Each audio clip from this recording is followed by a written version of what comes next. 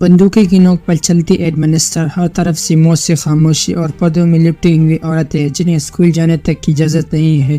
یہ تصویریں ہیں طالبان رول میں رہ رہی افغانستان کی عوام کی، وہی عوام جس نے افغانستان کو طالبان بننے کے تک کا سفر میں کئی امپائر کو برباد ہوتے دیکھا۔ Blood sheds, suppressions, conflicts, civil war اور وائلنس کو جیلا۔ آج افغانستان کا تاریخ کچھ ایسا ہے کہ یہ کنٹری کئی بڑی امپائر کے لیے گریویارڈ بن گیا ہے۔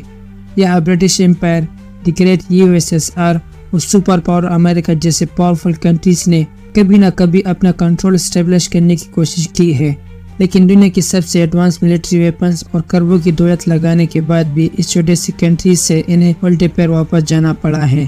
تو کون سے ایسی ریزن ہے کہ دنیا کی سب سے پاورفل کنٹریز کی ملٹری سپریمیسی اور پولیٹیکل ڈپلومیسی بھی آج تک افغانستان میں فیل ہوتی رہی ہے؟ اس کنٹری کا تاریخ کیا ہے؟ کیوں اس انڈر ڈیولپڈ نیشن میں بڑے بڑے امپائر ڈیر ہو جاتے ہیں؟ سوویت یونین اور امریکہ جیسے پاورفل کنٹریز کو باہر بھگانے والا یہ کنٹری آج کیوں پولیٹیکل اور اکنامک کرائسس سے گزر رہا ہے؟ افغانستان کی تاریخ کئی بڑے امپائر کی بربادی، جنگ اور خون سے لت پت ہے۔ اس کنٹری کو جیتنے کی چاہ میں کئی بڑے امپائر نے یہاں مسلمان لڑائی لڑی، وہ جیتے بھی، لیکن لمبے وقت تک اس ریجن پر پکڑ بنانا اتنا مشکل رہا کہ کچھ امپائر یہی ڈیر ہو گئے، وہی کچھ کو افغانستان کو چھوڑ کر جانا پڑا۔ 522 BC میں پرشین امپائر نے افغانستان کو جیتا تھا، لیکن لمبے وقت تک وہ اس لینڈ لاٹ کنٹری پر راج نہیں کر پایا۔ پھر 330 BC میں پوری دنیا کو جیتنے والا گریٹ الیگزینڈر نے بھی افغانستان کو جیتا، لیکن روکھی اور کڑی پہاڑی والے اس ریجن میں لمبے وقت تک ایک مضبوط پکڑ بنا کر رکھ پانا اس ہیرو کے لیے بھی مشکل رہا۔ پھر اس کے بعد حکومت کو قابض کرنے کی کڑی میں اگلا نام عرب رولر سے لے کر منگول رولر اور چنگیز خان کا جڑا، جنہوں نے افغانستان کی کئی حصوں پر لمبے وقت کے لیے حکومت کیا۔ لیکن جب شاہجہاں اور اورنگزیب جیسے مضبوط مغل رولرز نے افغانستان کو جیتنے کی کوشش کی تو افغانستان کی کئی ٹرائبز لیڈرز سے انہیں کڑی چنوتیاں ملی۔ مغل امپائر شاہجہاں اور اورنگزیب نے اپنے وقت میں افغانستان کو جیتنے کی ایسی ضد پکڑ لی کہ یہاں انہیں کئی خطرناک لڑائیاں لڑنی پڑی، کئی سپاہیوں اور کمانڈرز کو بھی گنوانا پڑا۔ کئی بار کوشش کرنے کے بعد اس ریجن پر انہیں جیت بھی ملی، لیکن اپنی حکومت کو یہاں لمبے وقت تک برقرار رکھ پانا ممکن رہا۔ پھر 9 سینچری میں سکھ رولر راجہ رنجیت سنگھ نے بھی افغانستان پر جیت حاصل کی، لیکن انہوں نے بھی افغانستان پر پکڑ بنانے کے لیے سالوں تک کی لڑائی کرنا پڑا۔ کئی سپاہی اور افواج سرزمین پر دست ہو گئی، لیکن کئی بڑے امپائر نے افغانستان کو کوئی اپنے طاقت کی نوک پر دبا نہیں پایا۔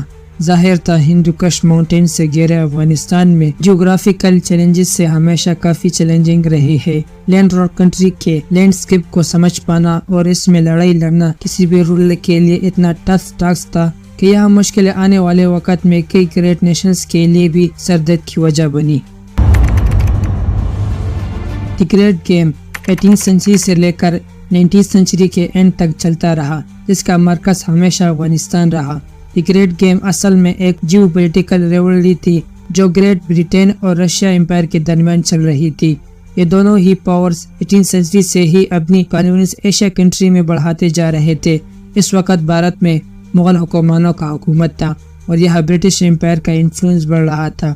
وہ دھیرے دھیرے بھارت کے کئی حصوں کی صوبیداری لے رہے تھے یا چل سے جیت رہے تھے۔ اس کے علاوہ انڈیا کے اوپر اپنا رول بنائے رکھنے کے لیے برٹش امپائر کا افغانستان کے اوپر قبضہ ہونا کافی ضروری تھا۔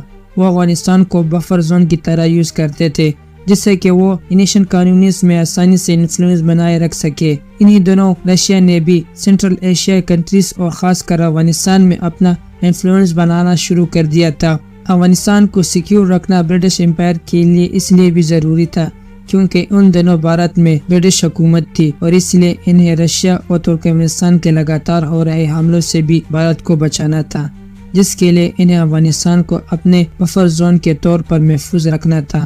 اب یہاں برٹین کو یہ ڈر ہو گیا کہ اگر افغانستان رشیا کے قبضے میں آ گیا تو پھر برٹش انڈین کالونی پر اپنا کمانڈ نہیں رکھ پائے گا۔ انڈیا کو حملوں سے محفوظ رکھنے کے لیے برٹش امپائر کو افغانستان میں اپنی سپیریٹی رکھنی ہی تھی، اور افغانستان کی اسٹریٹجک لوکیشن ایسی تھی کہ یہ ملک برٹین کے لیے کافی خاص بن گیا تھا۔ वही दूसरी तरफ अगर रशिया अफगानिस्तान को अपने कानूनी बना लेता तो रशिया भारत को भी अपने इन्फ्लुएंस में लेने की कोशिश करने लगता, जिससे ब्रिटेन को भारत पर हुकूमत करना मुश्किल हो सकता था। इस लड़ाई की वजह से और भारत को रशियन इन्फ्लुएंस से प्रोटेक्ट करने के लिए ब्रिटिश गवर्नमेंट अफगानिस्तान को किसी भी हाल में अपने कब्जे में रखना चाहती थी। वही दूसरी तरफ रशिया को भी ये पता था कि अगर सेंट्रल एशिया पर अपनी कमांड मजबूत करनी है तो इन्हें अफगानिस्तान को अपने इन्फ्लुएंस में लेना ही होगा। ऐसी हालत में अफगानिस्तान दोनों ही बड़े एम्पायर के दरमियान में फंस रहा था, जिसे ग्रेट गेम का नाम दिया गया। इसी ग्रेट गेम की वजह से वहाँ कई एंग्लो अफगान वार भी हुए। 1836 तक ब्रिटिश को पूरी तरह से यकीन हो गया कि अफगानिस्तान के ऊपर रशियन एम्पायर का इन्फ्लुएंस हो जाएगा, जो कि ब्रिटेन के लिए खतरा हो सकता था। इन्हें सबसे ज्यादा डर था कि अगर रशिया अफगानिस्तान को अपने इन्फ्लुएंस में कर लेता है तो वो दिन भी दूर नहीं होगा जब वो भारत पर अपना कब्जा जमा कर नहीं रोक पाएगा। इन दिनों दोस्त मोहम्मद अफगानिस्तान का रूरल था। वह रशिया और ब्रिटेन के इन्फ्लुएंस के बीच अलायंस बनाना चाहता था। इसका मानना था कि अफगानिस्तान को ब्रिटिश और रशियन दोनों ही एम्पायर से अच्छा रिश्ता मेंटेन करना है, जिससे कि अफगानिस्तान का डेवलपमेंट हो सके। लेकिन उनकी इसी स्ट्रेटजी ने ब्रिटिश एम्पायर को शक में डाल दिया। ब्रिटिश एम्पायर पूरे अफगानिस्तान पर अपना इन्फ्लुएंस रखना चाहता था, लेकिन दोस्त मोहम्मद के इस बैलेंस अप्रोच से इन्हें लगा कि ये रशिया के बढ़ते इम्पैक्ट को नहीं रोक पाएगा, और इसी एजम्पशन में ब्रिटेन ने 1838 में अफगानिस्तान पर हमला कर दिया, जिससे कि किसी भी तरह वो अफगानिस्तान को अपने बफर जोन के तौर पर सेफ रख सके। अफगानिस्तान किसी भी कीमत पर ब्रिटिश एम्पायर की गुलामी नहीं चाहता था, और जब ब्रिटिश एम्पायर ने उन पर हमला किया तो अफगानिस्तान ने ब्रिटिश फोर्सेस का डट कर मुकाबला किया। 1829 में ब्रिटिशर्स ने काबुल को कंट्रोल करके काबुल पर अपनी कठपुतली हाकिम को बैठाना चाहा, लेकिन अफगानिस्तान की लोकल ग्रुप्स और ट्राइब्स वगैरह से इन्हें इतना भारी नुकसान झेलना पड़ा कि उनके खतरनाक हमलों से ब्रिटिश एम्पायर के एडवांस वेपन से लैस ब्रिटिश आर्मी को बुरी तरह से हरा दिया। इस वार में ब्रिटिश एम्पायर के लगभग 16,000 सिपाहियों को मौत की घाट उतारा दिया गया था, और ऐसे में एक भारी बेइज्जती, ह्यूमिलिएशन और हार के साथ ब्रिटिशर्स को अफगानिस्तान से पीछे हटना पड़ा था। लेकिन अपनी हार से बौखलाए ब्रिटिश एम्पायर ने हार नहीं मानी और 1870 में अफगानिस्तान में रशिया के बढ़ते दुश्मन से घबराकर एक बार फिर लड़ाई के मैदान में कूद गया। इस बार अफगानिस्तान पर अपनी पकड़ बनाने के लिए ब्रिटिशर्स ने सेकेंड एंग्लो अफगान वॉर का सहारा लिया। 1878 में जब ब्रिटिशर्स ने दोबारा अफगानिस्तान पर हमला किया तो इस बार जीत उनके हाथ लग गई। उन्होंने अफगानिस्तान की हुकूमत पर प्रो ब्रिटिश याकूब खान को बिठा दिया, लेकिन अफगानिस्तान के लोकल ग्रुप्स ने इसके खिलाफ भारी लड़ाई शुरू कर दिया। फिर भी ब्रिटिशर्स ने काबुल को अपने हाथ से नहीं छोड़ दिया। याकूब खान हुकूमत छोड़ते ही इसकी जगह अब्दुर्रहमान को हाकिमियत पर बिठा दिया। ब्रिटिश एम्पायर ने अफगानिस्तान में अपनी कठपुतली हाकिम को बिठाकर पर्दे के पीछे हुकूमत किया और रशिया को साइडलाइन करके अफगानिस्तान में अपने इन्फ्लुएंस को बनाए रखा। साल 1893 में अफगानिस्तान और ब्रिटिश इंडिया के दरमियान एक इंटरनेशनल बॉर्डर खींचा गया, जिसका नाम डोरानो लाइन रखा गया। लेकिन ब्रिटिश एम्पायर और रशिया के दरमियान चल रही इस ग्रेट गेम में दिलचस्प मोड़ तब मिला जब 1907 में दोनों मुल्कों के दरमियान एंग्लो रशियन कन्वेंशन हुआ। इस एग्रीमेंट के तहत रशिया ने अफगानिस्तान पर ब्रिटेन के इन्फ्लुएंस को एक्सेप्ट कर लिया, लेकिन अफगानिस्तान पर ब्रिटेन का इन्फ्लुएंस ज्यादा दिन तक नहीं चल पाया। फर्स्ट वर्ल्ड वॉर की भारी लड़ाई से जब ब्रिटिश एम्पायर थकी हुई थी और ब्रिटिश पावर कमजोर हो गई थी, तब मौके का फायदा उठाकर अफगानिस्तान के रूलर किंग अमानुल्लाह खान ने अफगानिस्तान को ब्रिटिश इन्फ्लुएंस से टोटल इंडिपेंडेंस डिक्लेयर कर दिया। इस ऐलान ने 1919 में थर्ड एंग्लो अफगान वॉर को छेड़ दिया। ये लड़ाई अफगानिस्तानियों के लिए आज़ादी का लड़ाई था, जिसमें अफगान ट्राइब्स और लोकल ग्रुप्स के किंग अमानुल्लाह खान के हुक्म पर ब्रिटिश इंडिया की पेशावर सिटी जो आज पाकिस्तान में है इस पर हमला कर दिया और अपने गुरिल्ला वॉरफेयर से ब्रिटिश आर्मी के जड़ों को ला दिया। ब्रिटिश एम्पायर ने अपनी मजबूत मिलिट्री के दम पर अफगानिस्तान के इस चिंगारी को दबाने की कोशिश तो बहुत की, लेकिन जोग्राफिकल चैलेंजेस और फर्स्ट वर्ल्ड वॉर से टिकी हुई ब्रिटिश आर्मी ज्यादा दिन तक अफगानिस्तान की गुरिल्ला वॉरफेयर के सामने टिक नहीं पाई। मजबूरन ब्रिटेन अफगानिस्तान को इंडिपेंडेंस मानना पड़ा। अगस्त 1999 में अफगानिस्तान ब्रिटेन के दरमियान ट्रीटी ऑफ रावलपिंडी साइन हुई और इसी के साथ ब्रिटिश रूल का अफगानिस्तान में दी एंड हो गया। अफगानिस्तान जब इंटरनेशनल लेवल पर एक इंडिपेंडेंस नेशन बन गया, وہی برٹین کو بھاری بے عزتی اور اربوں کے نقصان کے ساتھ افغانستان سے نکلنا پڑا، لیکن رشیا نے افغانستان کو نہیں چھوڑا اور آنے والے دہائیوں میں اس کنٹری نے افغانستان کی سیاست کی بھاگ دوڑ کو اپنے ہاتھ میں لینے کے لیے پوری کوشش تک کا زور لگایا۔ اس کی شروعات 1920 میں ڈپلومیٹک ٹائپ سے شروع ہوئی، جب افغانستان پہلا ملک بنا جس نے رشیا ریولوشن کے بعد سوویت یونین کو ریکگنائز کیا۔ اس سے دونوں ملکوں کے درمیان ڈپلومیٹک ریلیشن شپ کا سلسلہ جاری ہو گیا۔ حالانکہ USSR میں کمیونسٹ پارٹی 1918 سے ہی وجود میں تھی، لیکن افغانستان میں کمیونسٹ نظریے نے دھیرے دھیرے اپنے پکڑ بنائی۔ انگریزوں سے آزادی ملنے کے بعد افغانستان کو کئی پولیٹیکل، سوشل اور اکنامک کرائسس سے گزرنا پڑا۔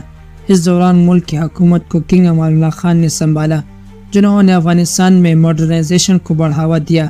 سال 1926 میں انہوں نے افغانستان کو ایک کانسٹیٹیوشنل مونارکی بنا دیا، لیکن اپنے western style reforms, girl educations اور جنڈر ایکوالٹی کی سوچ کے چلتے یہ زیادہ سال تک اقتدار نہیں رہ پائے۔ انہیں افغان کے اسلامک معاشرے، ٹریڈیشنز گروپ اور ریلیجیس گروپ سے بھاری احتجاج جھیلنا پڑا، جس کی وجہ سے 1928 میں امان اللہ خان کے ریفارمز کے خلاف افغانستان میں سول وار شروع ہو گئی اور امان اللہ خان کو اپنا عہدہ چھوڑنا پڑا۔ اس کے بعد اقتدار کی کمان پرنس نادر شاہ کے ہاتھ آئی، لیکن جلد ہی ان کا اساسینیشن یعنی قتل کر دیا گیا، اور پھر 1933 میں ان کے بیٹے محمد ظاہر شاہ افغانستان کے نئے اور آخری بادشاہ بن گیا۔ ظاہر شاہ کی حکومت میں افغانستان میں لمبے وقت تک پیس اور پولیٹیکل اسٹیبلٹی برقرار رہی۔ انہوں نے اپنے دور حکومت میں افغانستان میں کافی ڈیولپمنٹ اور ماڈرنائزیشن کی اور کئی سارے سوشل ریفارمز کیے۔ عورتوں کے لیے پردہ کرنے یا نہ کرنے کی اجازت دی۔ ورلڈ وار 2 ختم ہونے کے ساتھ ہی USSR اور امریکہ کے درمیان کولڈ وار شروع ہو چکی تھی، اور اس آئیڈیولوجیکل وار میں جیتنے کے لیے دونوں ملکوں کے درمیان کیپٹلزم اور کمیونزم کو بڑھانے کا ایک مقابلہ تھا۔ اسی کا اثر ظاہر شاہ کے دور حکومت میں افغانستان میں بھی دیکھنے کو ملا۔ کولڈ وار کے وقت جب دنیا 2 حصوں میں بٹی ہوئی تھی، ایسے ٹائم میں بھی افغانستان نے خود کو نیوٹرل بنائے رکھا۔ کنگ ظاہر شاہ، USSR اور امریکہ کسی کے ساتھ نہیں گئے۔ وہ دونوں ہی ملکوں کے ساتھ اچھے ریلیشن بنائے رکھنے میں کامیاب رہے اور افغانستان کے ڈیولپمنٹ کے لیے دونوں ہی کنٹریز سے مالیاتی ایڈ بھی لیتے رہے۔ اب تک افغانستان میں سب کچھ ٹھیک چل رہا تھا، لیکن تب ہی 1935 میں محمد داؤد خان افغانستان کے نئے پرائم منسٹر منتخب ہوئے اور پشتونستان کا مسئلہ کے لیے ایک بڑا چیلنج بن کر ابھرا۔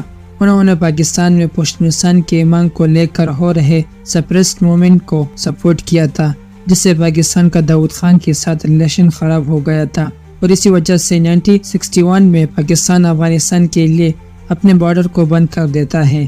اس کے بعد افغانستان کا سوویت یونین کے ساتھ اکنامک اینڈ ملٹری ریلیشن شپ اور بھی اسٹرانگ ہو جاتا ہے، لیکن اس کے ساتھ ہی افغانستان کی ڈپینڈنسی USSR پر کافی بڑھ جاتی ہے۔ اس بارڈر کے لمبے وقت تک بند رہنے کی وجہ سے افغانستان اپنی ٹریڈ اور ٹرانزٹ فیسلٹی کے لیے USSR پر سولی ڈیپینڈنٹ ہو گیا۔ یہ وجہ کنگ ظاہر شاہ کو پریشان کرنے لگی، اور تب ہی انہوں نے سچویشن کو ٹھیک کرنے کے لیے داؤد خان کو ریزائن دینے کے لیے کنونس کیا۔ اس کے بعد مارچ 1963 میں داؤد خان نے افغانستان کے پرائم منسٹر کو پوسٹ سے استعفیٰ دے دیا، اور اسی سال مئی میں پاکستان نے سرحد دوبارہ سے کھول دیے۔ آس پاس کی کنٹریز میں ڈیموکریسی کو امپلیمنٹ ہوتا دیکھ کر کنگ ظاہر شاہ نے 1964 میں افغانستان میں پہلی دفعہ کنسٹیٹیوشن کو اڈاپٹ کیا اور کنسٹیٹیوشن مونارکی کے ساتھ کچھ نئے ڈیموکریٹک ریفارمز کو انٹروڈیوس کیا۔ اس کے ساتھ افغانستان میں پولیٹیکل پارٹیز کو بنانا لیگل ہو گیا اور پرائم منسٹر کو منتخب کرنے کے لیے پارلیمنٹ الیکشن بھی رکھے گئے۔ اس کے بعد افغانستان میں الیکشن بھی ہوئے، کئی پارٹیوں نے اپنے امیدواروں کو میدان میں اتارا۔ اسی وقت افغانستان میں 2 قسم کی پولیٹیکل آئیڈیالوجیز دیکھنے کو ملے، بشیش کا یونیورسٹی لیول پر، جس میں سے ایک تھا PDPA جو کہ ایک لیفٹسٹ آرگنائزیشن تھا، دوسرا تھا conservative religious organization Jamaat Islami تھا۔ PDPA ایک کمیونسٹ پارٹی تھی جس کا پورا نام Marxist people democratic party of Afghanistan تھا، اور اس کے لیڈر ببرک کارمل اور نور محمد تاراکی تھے۔ مارکسسٹ لینسٹ کے خیالات سے متاثر تھی۔ اس پارٹی کو شروعات میں افغانستان سوسائٹی اور پولیٹکس میں بے حد لمیٹڈ انفلوئنس ملا تھا، لیکن آنے والے وقت میں یہ پارٹی افغانستان کی پولیٹیکل گراؤنڈ کو بدلنے والی تھی۔ وہی دوسری پارٹی جماعت اسلامی تھا، جس کا قیام 1971 میں Kabul university faculty of religious میں کی گئی تھی۔ کچھ ہی دن کے بعد PDPA دو حصوں میں تقسیم ہو گئی، جن میں سے ایک خلق کہلائی، جسے نور محمد تارکی کی طرف سے لیڈ کیا گیا، جبکہ دوسری پرچم کہلائی، جسے بابرک کارمل کی طرف سے لیڈ کیا گیا۔ 1965 سے لے کر 1972 تک افغانستان ایک لمبے وقت تک پولیٹیکل انسٹیبلٹی کے دور سے گزرتا رہا۔ ان دونوں افغانستان USSR کے انفلوئنس میں تو ضرور رہا، لیکن انہوں نے امریکہ کا دامن بھی پوری طرح سے نہیں چھوڑا، اور اسی وجہ سے یہ بہت زیادہ اتل پتل رہی۔ 1973 میں جب کنگ ظاہر شاہ فارن ٹرپ پر گئے، تب وہاں کے وائس پرائم منسٹر داؤد خان نے بغاوت کر کے افغانستان حکومت اپنے ہاتھ میں لی، اور اسی پاور ٹرانسفر کے ساتھ افغانستان کے فارن ریلیشن کے رخ بھی بدل گئے۔ بغاوت کرنے میں داؤد خان کنگ ظاہر شاہ کی حکومت چینے میں کامیاب ہو گئے۔ ان دنوں داؤد خان افغانستان کے آرمی جنرل بھی تھے اور وہاں کے پرنس بھی، اس لیے انہیں عوام اور آرمی دونوں کا ہی سپورٹ ملا۔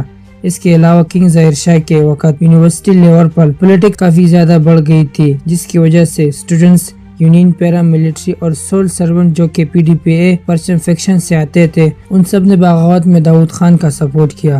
داؤد خان کے بغاوت کے بعد افغانستان میں ون پارٹی سسٹم کے تحت اور ریپبلک افغانستان قائم کیا گیا۔ کنگ ظاہر شاہ کے پاس اب کوئی آپشن نہیں تھا، اس لیے وہ اٹلی میں ہی ایگزائل کے طور پر رہنے لگے۔ افغانستان کی پولیٹکس میں ہوئے ہیر فیر کا شروعات میں سوویت یونین نے کھلے دل سے خوشامدید کیا۔ انہیں امید تھی کہ داؤد خان کی پریزیڈنسی میں افغانستان میں سوویت یونین کا انفلوئنس بڑھے گا، لیکن ہوا کچھ الٹا ہی۔ داؤد خان کی فورن پالیسی نے سوویت یونین کو خفا کر دیا۔ اپنی پریزیڈنسی میں داؤد خان نے افغانستان کو انڈیپینڈنس بنانے کے لیے سوویت یونین پر اپنے ملک کی ڈپینڈنسی کو کم کر دیا۔ وہی دوسری طرف ملٹری اور اکنامک اسسٹنس کے لیے داؤد خان نے امریکہ کا دروازہ کھٹکھٹایا۔ کولڈ وار کے چلتے امریکہ اور USSR میں پاور ٹسل پہلے سے ہی جاری تھا، اس لیے امریکہ نے افغانستان میں ماڈرنائزیشن اور انڈسٹریلائزیشن کے بہانے میں اپنی پکڑ کو مضبوط کرنے کی کوشش کی تاکہ وہ سوویت یونین کا انفلوئنس کو کم کر سکے۔ حالانکہ امریکہ اور USSR کے درمیان داؤد خان افغانستان کو نان الائن ہی رکھنا چاہتے تھے، پر ایسا ہوا نہیں۔ اس پاور شفٹ کے بعد داؤد خان نے افغانستان میں کئی فیر بدل دیے اور اسی وقت وہ افغانستان میں کئی چینجز لائے۔ انہی بدلاؤں میں سے ایک تھا وہاں کا کانسٹیٹیوشنل۔ 1977 میں داؤد خان نے اسلام، نیشنلزم اور سوشلزم ورڈز کو ملک کے آئین میں شامل کر دیا۔ دراصل داؤد خان کے جو بھی سپورٹر تھے وہ سب PDPA اور سوشلزم سے متاثر تھے، جنہیں خوش کرنے کے لیے داؤد خان نے سوشلزم لفظ کا تو استعمال کر دیا تھا، لیکن اس کے علاوہ وہ ملک میں رہ رہے ٹرائبس اور کنزرویٹو اسلامسٹ کو بھی سیٹسفائی کرنا چاہتے تھے، اس لیے بھی وہ اسلامک ورلڈ کو آئین میں لانچ کر دیا گیا۔ لیکن ان کا یہ چال تب فیل ہو گیا جب ان کی اس کارروائی سے سوویت یونین سپورٹرز ناراض ہو گئے۔ نیا آئین بہت حد تک کمیونسٹ پارٹی کی نظریے کے مطابق تھا، اس لیے ان لوگوں نے اس کا مخالفت کرنا شروع کر دیا، جس سے داؤد خان کافی انسیکیور فیل کرنے لگے اور کمیونسٹ پارٹی ممبر کو سپریس اور ٹارچر کرنے لگے۔ سوویت لیڈر لیونڈ برژنیف سے ایک ہوئی پرائیویٹ میٹنگ میں داؤد خان نے صاف کہہ دیا کہ خواہ ہی افغانستان غریب ہی رہے، لیکن اپنے ڈیپینڈنسی اور فورن پالیسی کے لیے انڈیپینڈنس رہے گا۔ اس بات سے سوویت یونین اور زیادہ انسیکیور ہو گیا۔ سوویت یونین کو ڈر تھا کہ امریکہ افغانستان میں اپنا انفلوئنس جما چکا ہے، اس لیے اس نے PDPA کو اسٹرانگلی سپورٹ کرنا شروع کیا تاکہ وہ افغانستان میں اپنی من چاہے سرکار چلا سکے۔ وہی دوسری طرف داؤد خان کا اینٹی کمیونسٹ سپریشن چلتا رہا۔ اسی دوران اپریل 1978 کو کمیونسٹ لیڈر میر اکبر خیبر کو قتل کر دیا گیا۔ نور محمد تارکی جو کہ PDPA کے انفلوئنس لیڈر تھے، انہوں نے داؤد خان کو اس قتل کے لیے ذمہ دار ٹھہرا دیا، جس کے بعد پورے ملک میں لوگ داؤد خان کے خلاف ہو گئے اور داؤد خان کے خلاف بغاوت کر دیا۔ اسی بغاوت کے دوران PDPA کے دونوں ونگز دوبارہ سے 10 سالوں کی سپریشن کو بلا کر پھر سے ایک ہو گئے۔ اس بغاوت میں داؤد خان اور ان کے خاندان کو قتل کر دیا گیا، جسے ساور ریولوشن کا نام دیا گیا۔ بغاوت کے بعد افغانستان میں کمیونسٹ پارٹی PDPA کے سرکار بنی اور نور محمد تارکی نیو پرائم منسٹر بن گئے۔ ان کا پاور میں آنا سوویت یونین کے لیے ایک بڑا آئیڈیالوجیکل اور پولیٹیکل وین ثابت ہوا، کیونکہ اس دور میں سوویت یونین کا افغانستان میں انفلوئنس بڑھتا چلا گیا، لیکن USSR کی یہ پسندیدہ سرکار زیادہ وقت تک نہیں رہی۔ نور محمد ترکی کمیونسٹ نظریے سے متاثر تھے، اس لیے وہ ریلیجیس ٹیچنگ کے خلاف تھے۔ انہوں نے اپنے رجیم میں ریلیجیس ایجوکیشن کو سلیبس سے ہٹا دیا اور ریلیجیس لیڈرز کے پاور کو کم کر دیا۔ تو ریلیجیس انسٹیٹیوشنز کے خلاف انہوں نے ماڈرنائزیشن کے ساتھ ساتھ گرلز ایجوکیشن کو کافی بڑھاوا دیا۔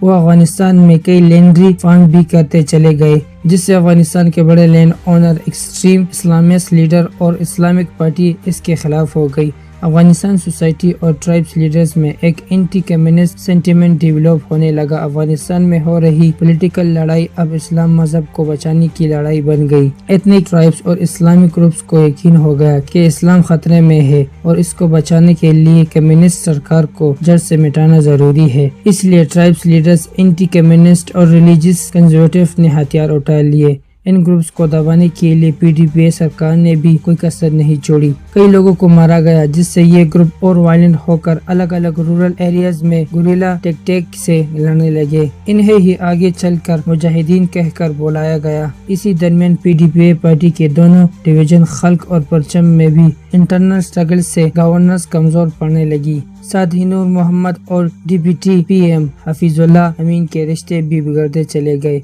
آگے چل کر ستمبر 1979 کو حفیظ اللہ امین نے نور محمد ترکی کا اساسینیشن کروا دیا اور خود افغانستان کے PM بن گئے۔ حفیظ اللہ امین کے پاور میں آتے ہی USSR کو افغانستان اپنے ہاتھ سے نکلتا دکھائی دینے لگا۔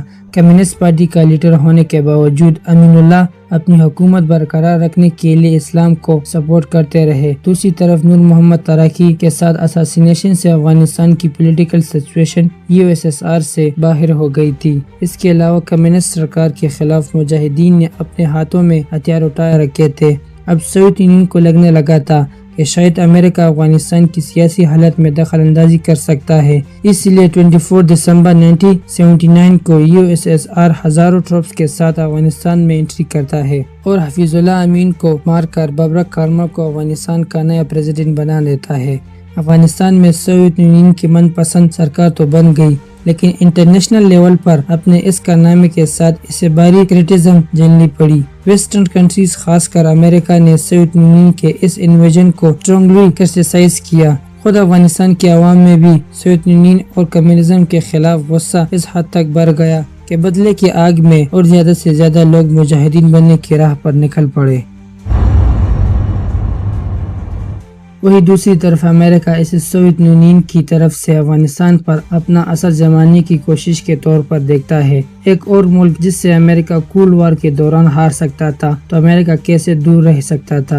امریکہ نے سوویت یونین کے افغانستان میں انویژن کو گلوبل سیکورٹی اور پرشین گلف میں USS کے آئل سپلائی کے لیے ایک بڑا خطرہ بتایا۔ اس ٹائم افغانستان میں کمیونسٹ اینڈ سوویت یونین کے خلاف اسلامسٹ اینڈ مجاہدین لڑ رہے تھے۔ امریکہ انہیں فنڈنگ اور ویپنز دینا اسٹارٹ کر دیتا ہے۔ یہاں پر امریکہ کا مقصد سوویت یونین کو افغانستان میں کمزور کرنے کا تھا اور دھیرے دھیرے امریکہ اس میں کامیاب بھی ہوا۔ امریکہ کے افغانستان میں انٹری ہونے کے کچھ وقت کے بعد ہی USSR یہاں سے اپنی آرمی کو نکال لیتا ہے اور امریکہ اپنے اس شارٹ ٹرم جیت کی خوشیاں منانے میں شامل ہو جاتا ہے۔ لیکن ان کی مجاہدینوں کی ٹریننگ اور طالبان کا ساتھ دینے میں جب امریکہ اپنی پوری کوشش کا زور لگا رہا تھا، تب انہوں نے خواب میں بھی نہیں سوچا تھا کہ جس زہر کا بیچ وہ USSR کے خلاف میں ہو رہے تھے، وہ ایک دن ان کے ملک میں ہی ہزاروں لوگوں کو مارنے والا ہے۔ اس کے علاوہ افغانستان کے لوگ جو اب تک USSR کے جانے سے جشن منا رہے تھے، انہیں بھی شاید یہ پتا تھا کہ ان کی یہ خوشیاں زیادہ دنوں تک نہیں ٹکنے والی ہے۔ جلد ہی افغانستان میں طالبانوں کا حکومت ہونے والا تھا اور یہ ملک پھر سے ایک بار پھر اندھیرے کی گہرائی میں جانے والا تھا، جس کی کہانی ہم آپ کو اپنے اگلے ویڈیو میں بتانے والے ہیں۔